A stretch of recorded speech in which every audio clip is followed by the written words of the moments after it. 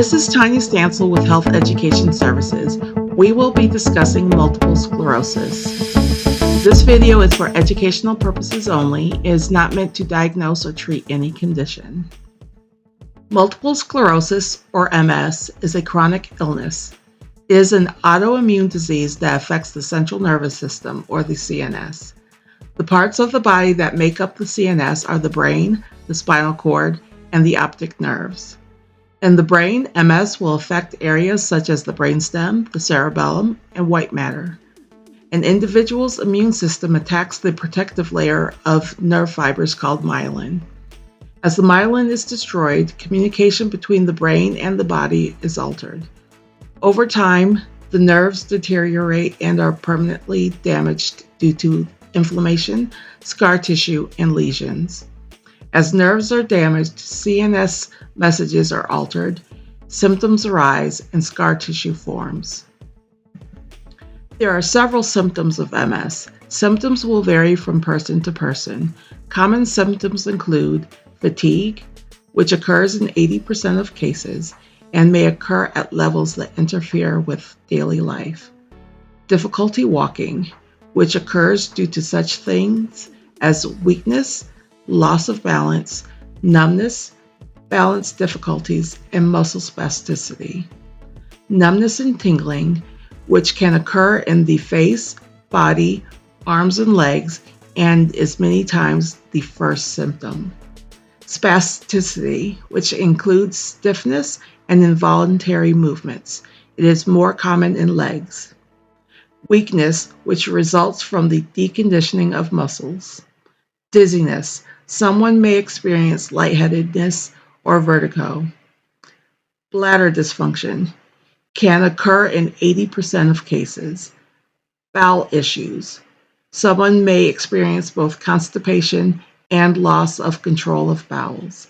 Sexual problems. These may result from CNS damage. Pain may occur in up to 55% of cases. Cognitive changes. In more than 50% of cases, high-level brain functions are affected. Emotional changes. Someone may experience mood swings and irritability. Depression is common with MS. Less common symptoms include speech problems such as slurring and loss of volume, swallowing, tremor or uncontrollable shaking, seizures, breathing problems, and hearing loss. There are 4 types of MS. They include clinically isolated syndrome, which is an initial single episode of symptoms lasting at least 24 hours. Relapse remitting MS, or RRMS, which is the most common type. It involves attacks where neurological symptoms are exacerbated, then periods of either partial or complete relapse. Based on whether someone is having symptoms or relapses or not, it can be characterized as active or not active. Based on if the level of disability is increasing, it will be characterized as worsening or not worsening. Secondary progressive MS, or SPMS, begins in the same manner as RRMS. At a point, the neurological function will transition in where it progressively worsens over time and there is increased disability. Like RRMS, SPMS can be characterized as active or not active.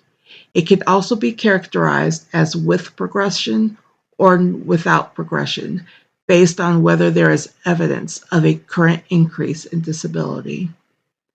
Primary progressive MS, or PPMS, is where neurologic function worsens and disability increases.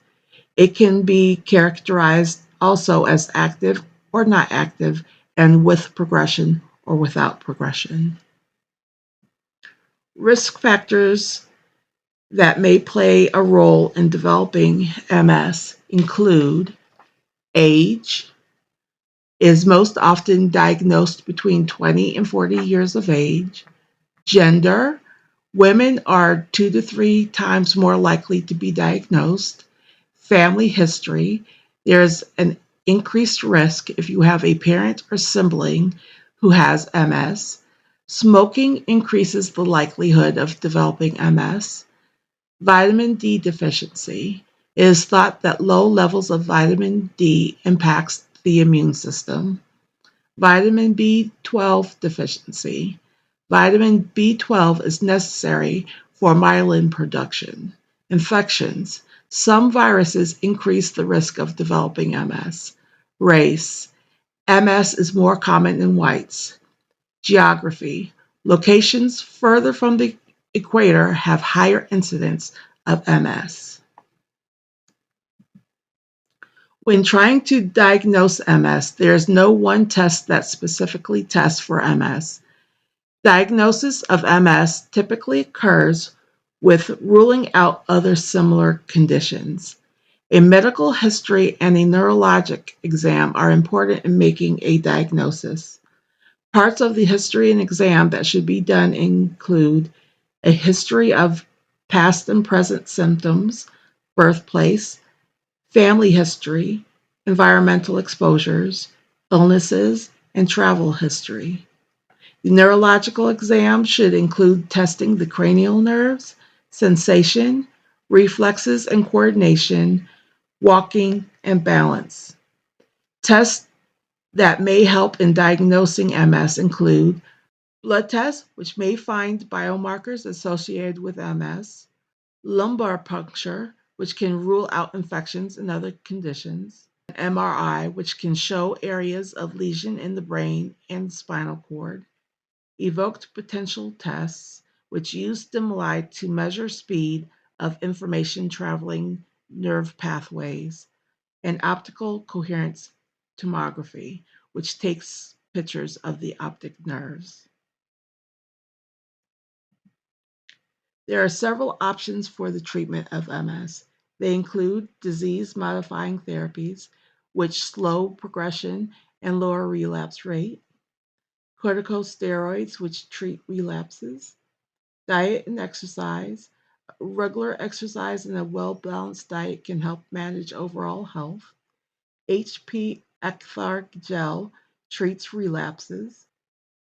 Rehabilitation may include physical therapy, occupational therapy, and speech therapy.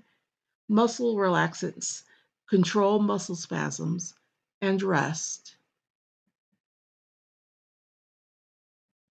Thank you for watching our video. Please make sure to subscribe below, and to learn more about MS and other health topics, visit our blog at healthylivingforyourself.blogspot.com.